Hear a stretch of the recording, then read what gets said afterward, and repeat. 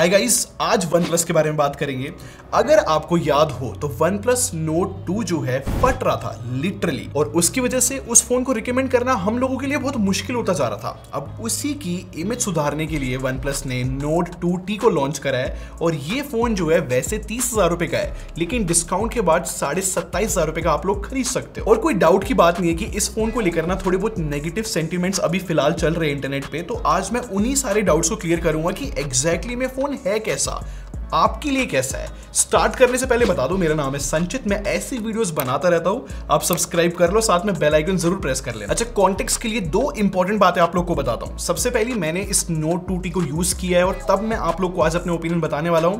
और दूसरी बात, इसका कंपटीशन जो है ना iQOO Neo 6 है और Poco F4, और बीच बीच में मैं इनके साथ भी थोड़ा थोड़ा कंपेयर करता रहूंगा, जिससे आपको रेफरेंसेस मिलते रहे। तो अब इस फोन के डिजाइन की बात करते हैं, और एक बात मेरे को कहनी पड़ेगी कि OnePlus सच में बहुत ज्यादा प्रीमियम लुकिंग फोन बनाता है। जैसे कि इन्होंने ग्लास बैक पैनल यूज किया है, और ये जो दो बड़े बड़े कैमरा मॉड्यूल है और ये जो हाउसिंग है कैमरा मॉड्यूल की, ये मुझे सच में बहुत एक्सीलेंट लुकिंग लगी है। वैसे इस कैमरा मॉड्यूल में भी थोड़ी सी वियर्ड चीज है, देखना है जैसे इसके ऊपर लाइट हिट करती है ना, आपको नीचे वाले लेंस के अंदर दिखेंगे कि दो अलग अलग कैमरास लगे हुए हैं। ये डॉट डॉट सा बहुत अजीब लगता है। स्टिल मैं कॉन्फिडेंटली बोल सकता हूं कि OnePlus Nord 2T जो है इन हैंड फीलिंग में बेस्ट लगा है, मुझे बहुत ज्यादा अच्छा लगता है अगर मैं iQOO और Poco से कंपेयर करता हूं तो। एक इंटरेस्टिंग बात बताऊं, OnePlus जो है सच में बहुत कंफ्यूज्ड है, और ये चीजें इनके प्रोडक्ट्स में दिखने लगी है। जैसे कि ये फोन जो है 30,000 रुपए का आ रहा है और इसमें भी अलर्ट स्लाइडर डाला है। मेरा सिंपल सा क्वेश्चन है कि OnePlus 10R 40,000 का होने के बाद में उसमें क्यों नहीं था। ये चीजें जो है पूरे पोर्टफोलियो को खराब करती है और धीरे धीरे ब्रांड वैल्यू को भी डाउन करती है। एक बात कहनी पड़ेगी कि OnePlus को आज भी फोन तो बनाने आते हैं, क्योंकि ये फोन प्रीमियम तो लग रहा है अलर्ट स्लाइडर की वजह से। इनका हैप्टिक फीडबैक इतना ज्यादा अच्छा है, ऊपर से अंडर डिस्प्ले फिंगरप्रिंट स्कैनर डाला है जो कि सही काम कर रहा है। इसके अंदर 8 5G बैंड्स भी दिए हैं, इनफैक्ट NFC इन्होंने दिया है, और साथ में Wi-Fi 6 भी और Bluetooth 5.2 भी। ये सब कुछ जो है एक प्रीमियम फोन की पहचान ही होती है। और गाइस, पता है मैं तीनों फोन के ना स्पीकर टेस्ट कर रहा था, और मैं बोलना चाहूंगा कि Poco के सबसे ज्यादा लाउड है, फिर सेकंड नंबर पे OnePlus आता है। देखो, सिंपल बात ये है कि Nord 2T को यूज करने के बाद मैं इतना तो कॉन्फिडेंट हूं कि ये फोन बड़ा सही है। बस मुझे दो ही कमियां दिखी, एक इसके अंदर स्मजेस बहुत ज्यादा आते हैं, और ये बहुत ज्यादा स्लिपरी फोनों में से एक है। आपकी पॉकेट से आराम से निकल जाएगा, आपको अंदाजा भी नहीं लगेगा। ऑब्वियसली आपको जो है केस लगाना चाहिए अगर आप खरीदोगे तो। और आप लोग को मैं हमेशा रिमाइंडर देता हूं लाइक का, अगर आपने नहीं किया है तो जल्दी से कर लो। लेकिन एक बात मैं जरूर कहना चाहूंगा कि डिस्प्ले डिपार्टमेंट में मुझे जगह जगह कॉस्ट कटिंग दिखी है, और मैं तो सेटिस्फाइड नहीं था। जैसे कि 6.43 इंचेस की डिस्प्ले है, और सबसे शॉकिंग पॉइंट ये है कि 30,000 का होने के बाद भी 90 हर्ट्ज की डिस्प्ले मिलती है। चलो एक बारी को इसको साइड में रखते हैं, लेकिन जब मैं कलर एक्यूरेसी भी देखने के लिए जाता हूं ना, मुझे ऐसा लगा जब मैंने तीनों फोन को साइड बाय साइड रखा, तो भाई OnePlus Nord जो है बहुत ज्यादा सैचुरेट करता है, और इस चक्कर में कलर एक्यूरेसी बहुत ज्यादा हैम्पर भी होती है। मैंने नॉर्मल कलर सेटिंग्स जब करी तो हाँ, सैचुरेशन तो डाउन हुई, लेकिन मैं स्टिल बोलूंगा कि ये डिस्प्ले जो है ना ही इतनी शार्प है कंपटीशन के मुकाबले, और ना ही कलर एक्यूरेसी इतनी अच्छी है। और ओवर टाइम यूज करने के बाद मैंने एक और चीज नोटिस की थी कि अगर आप Netflix पे कोई भी कंटेंट देखते हो जो कि HDR वाला है, तो ये फोन सपोर्ट नहीं करता HDR। ऐसे YouTube वगैरह पे सपोर्ट करता है, तो उसकी कोई टेंशन वाली बात नहीं है। और हाँ, मुझे एक और इंटरेस्टिंग चीज याद आई है जो कि बहुत कम फोनों में मेरे को प्रॉब्लम फेस होती है, वो है ऑटो ब्राइटनेस का इशू।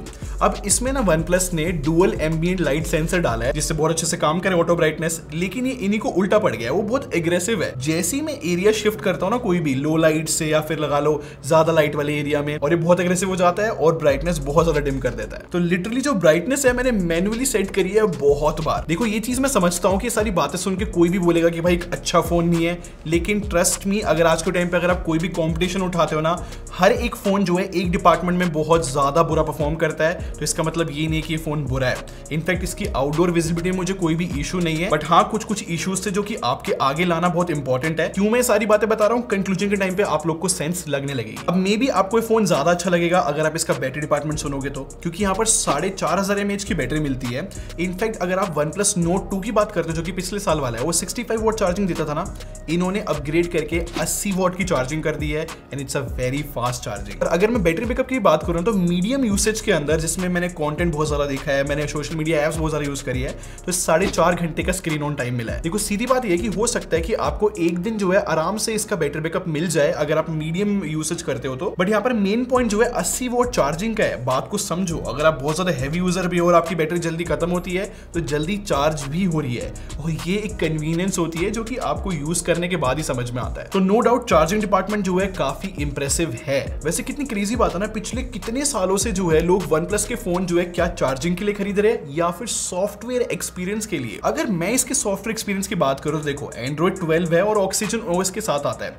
अब है ना, देखो सीधी बात ऐसी है कि 30,000 रुपए के प्राइस सेगमेंट में अगर आप कंपटीशन से कंपेयर करने चलते हो, देखो मैं सिर्फ 30,000 का प्राइस सेगमेंट लेके सोच रहा हूं। नो डाउट ये जो Oxygen OS है बहुत एक्सीलेंट ऑप्शन में से एक है आज भी, क्योंकि इसके अंदर अगर मैं ब्लोटवेयर की भी बात करूं तो प्री इंस्टॉल एप्स के नाम पे सिर्फ नेटफ्लिक्स आता है, जिसको मैं ब्लोटवेयर कंसिडर भी नहीं करना चाहूंगा। और 2 दिन से मैं इस फोन को टेस्ट कर रहा हूं और मैं इतना तो बता सकता हूं कि भाई फोन स्मूथ बहुत चलता है। मुझे ऐसा कोई बग्स नहीं देखने को मिले जो कि इंपॉर्टेंट एस्पेक्ट होता है, लेकिन मेरे को एक ही बग देखने को मिला है जो कि मैंने बाई चांस रिकॉर्ड कर लिया था स्क्रीन में।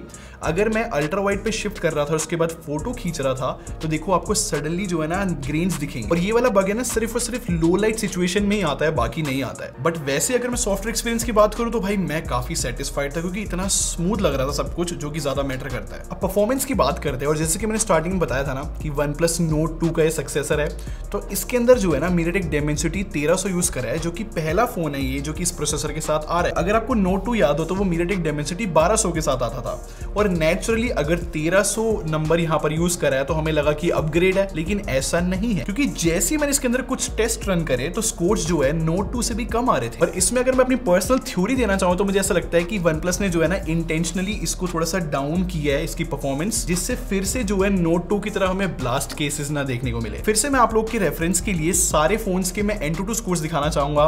वैसे ये थोड़ा सा शेमफुल तो बनता है कि कितना कम स्कोर्स आ रहे हैं Nord 2T के। जो स्टार्टिंग में मैंने नेगेटिव सेंटीमेंट्स की बात करी थी ना, वो CPU थ्रॉटलिंग की वजह से था, और मैं भी इसको वेरीफाई करना चाहूंगा। ये CPU जो है एक्चुअली में थ्रॉटल जरूर करता है, बट ऑनेस्टली बेंचमार्क स्कोर्स या फिर CPU थ्रॉटलिंग कुछ भी कंक्लूड नहीं करते, और ये बात मैं हमेशा बोलता हूँ। एक्चुअली में रियल स्टोरी होती है रियल लाइफ एक्सपीरियंस से, और जब मैंने इस फोन को यूज किया ना, ऑनेस्टली बता रहा हूँ मुझे परफॉर्मेंस की कमी महसूस ही नहीं हुई। तो सच में जस्टिस नहीं होगा इस फोन के साथ सिर्फ CPU थ्रॉटलिंग और Antutu को देख के ये बोल देना कि ये फोन अच्छा नहीं है परफॉर्मेंस में। इनफैक्ट बेटर स्टेटमेंट ये रहेगी अगर मैं स्नैपड्रैगन 870 वाले फोन से कंपेयर करूं, जो कि मेरे पास यहाँ पर ये है iQORE Poco। इन दोनों फोन के आगे इस नोड की परफॉर्मेंस कम है, ये ज्यादा लॉजिकल स्टेटमेंट है। बट ये फोन अगर किसी को कैजुअल गेमिंग या फिर नॉर्मल यूसेज के लिए चाहिए हो तो सच बता रहा हूँ ये बेटर फील हुआ है मुझको तो। बट स्टिल गेमर्स के लिए मैं बताना चाहूंगा कि Nord 2T को मत खरीदना अगर आपको ज्यादा बेटर सेटिंग्स चाहिए, जैसे कि BGMI में जो है Nord 2T के अंदर हमें अल्ट्रा HD सेटिंग्स नहीं मिलती, जो कि पोको और iQOO में हमें देखने को मिल जाती है। और ये सेम चीज मैं ज्यादातर गेम्स के लिए बोलना चाहूंगा, क्योंकि पोको और जो iQOO है वो ज्यादा बेटर सेटिंग्स देते हैं। तो गेमर्स के लिए मैं बोल सकता हूँ कि ये Nord 2T मत खरीदना, इतना अच्छा परफॉर्म नहीं करता है। अब कैमरा की बात करते हैं, और पता है फन फैक्ट ये है कि OnePlus Nord 2 वाला एग्जैक्ट कैमरा सेटअप मिलता है 50+8+2 का बैक साइड में मिल जाता है, और फ्रंट जो है 32 मेगापिक्सल का है। बट गुड न्यूज ये है कि इसका बैक कैमरा जो है एक्चुअली में अच्छा है। मैंने इस फोन से बहुत सारी फोटोज खींची है, और एक ट्रेंड मैंने नोटिस की है कि HDR तो ये बहुत से मैनेज कर लेता है, खासकर हाईलाइट्स के अंदर से डिटेल निकालना मैं बोलूंगा इसकी स्पेशलिटी है। अगर हम कॉम्पिटिशन से कंपेयर करते हैं तो आपको ये चीज समझ में आएगी। इनफैक्ट इसके कलर्स भी मेरे को बहुत सही लगे, और ये शार्पनेस भी मतलब सही अमाउंट की रखता है। अगर ह्यूमन सब्जेक्ट की बात करते हैं तो फोटोज वहां पर ठीक रहती है, लेकिन कभी कभी ये जो है येलो टिंट आ जाता है। अच्छा, एक फोटो मैं आप लोग को दिखाता हूं जहां पर मैंने नॉर्मल फोटो खींची, फिर एक पोर्ट्रेट मोड से खींची ह्यूमन सब्जेक्ट की। अब देखो पोर्ट्रेट मोड में ना हाईलाइट्स कुछ ज्यादा ही कंट्रोल करने की कोशिश करी जा रही है, तो इस चक्कर में जो है पोर्ट्रेट मोड में कलर्स बहुत ज्यादा आ रहे हैं, जो कि बुरी बात नहीं है, एक्चुअली में आई कैची लगता है, लेकिन ये इनकंसिस्टेंसी देखना थोड़ा सा वियर्ड था। बट हाँ, ब्लर वगैरह बहुत सही मेंटेन करता है। तो अल्ट्रा वाइड की बात करते हैं। अब मेन लेंस और अल्ट्रा वाइड के बीच में बहुत ही कम कलर शिफ्ट है, ये अच्छी चीज है। और वैसे जो अल्ट्रा वाइड लेंस है वो ठीक डिटेल्स निकाल लेता है, अच्छी फोटोज उससे भी आती है। और अगर नाइट मोड की मैं बात करूँ ना, तो यहाँ पर मेन लेंस में तो जब नाइट मोड ऑन करते हो तो अच्छा डिफरेंस मिल जाता है, डिटेल्स वगैरह निकल जाती है, शेडो रिटेंशन ठीक है।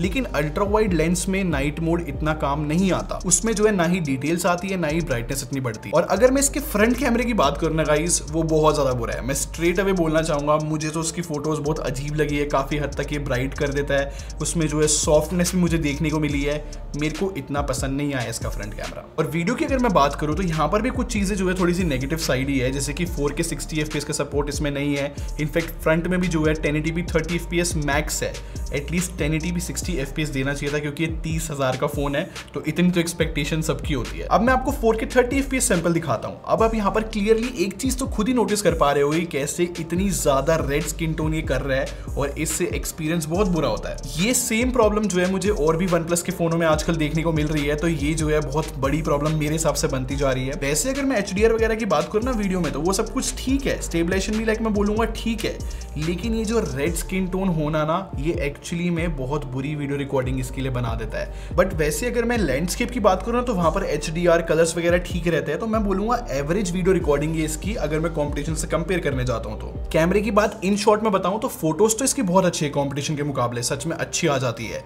लेकिन वीडियो जो है एवरेज ही रहती है। तो अब कंक्लूजन की बात करते हैं, थोड़ी सी चीजें आप लोग के लिए सिंपल करता हूं। देखो, जिसको भी परफॉर्मेंस सेंट्रिक फोन चाहिए जिसके अंदर गेमिंग ज्यादा अच्छी हो सके और 120 हर्ट्ज का रिफ्रेश रेट है, तो मेरे हिसाब से आपको जो है iQOO या फिर पोको खरीदना चाहिए। सच में ज्यादा सेंसिबल डिसीजन रहेगा।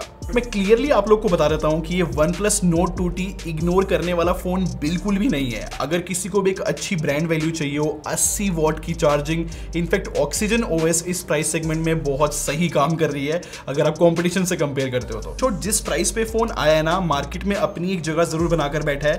बस कंडीशन ये है कि आप लोगों को ये जो कमियां मैंने बताई है ना, ये एक्चुअली में खुले दिल से एक्सेप्ट करनी पड़ेगी, तब जाके आप ये एक्सपीरियंस एंजॉय कर पाओगे। बाकी आप लोग बताओ, आप लोग को ये कमियां कितनी बड़ी लगी, या फिर आप इन कमियों को स्लाइड कर सकते हो। मैं सच में आप लोग को ओपिनियन जानना चाहता हूं। खैर, अगर ऐसी वीडियोस और देखनी है तो आप यहां से और यहां से देख सकते हो। बाकी सब्सक्राइब करके टेक आर्मी को ज्वाइन कर लो। हम लोग क्वालिटी में बिलीव रखते हैं। अगले मिलते हैं। Thanks for watching. Bye bye guys.